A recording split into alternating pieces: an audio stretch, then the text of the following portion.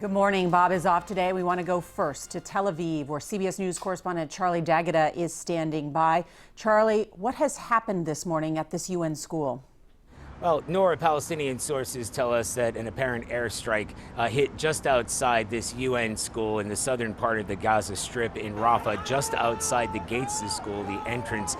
More than 10 people have been killed, another 30 people were injured. The UN says thousands of people were taking shelter in that school, and the Israeli military knew exactly where it was. There hasn't been any comment from the Israeli military so far, except to say that they're looking into the incident. If so, it is the second UN school that's been hit or nearby in the past week, and the sixth UN facility since fighting began. And Charlie, we learned overnight that missing Israeli soldier has been confirmed dead. What can you tell us about that?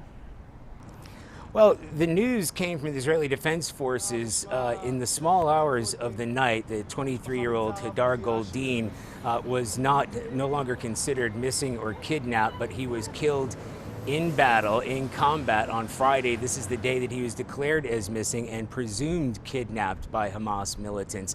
They wouldn't provide any further details as to what happened to him. All right, Charlie D'Agata in Tel Aviv. Charlie, thank you. And this morning we had hoped to speak on camera with CBS News correspondent Clarissa Ward, but she is still making her way across the border into Gaza City. She joins us by phone. Clarissa, good morning. What's happening on the ground there?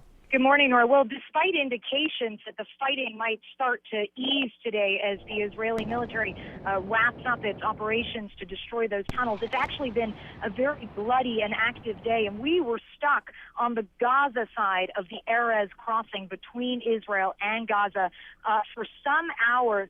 We weren't allowed to pass through because there was heavy fighting. We were listening to a steady stream of heavy artillery outgoing from the Israeli side, but clearly no sign here that the fighting is abating.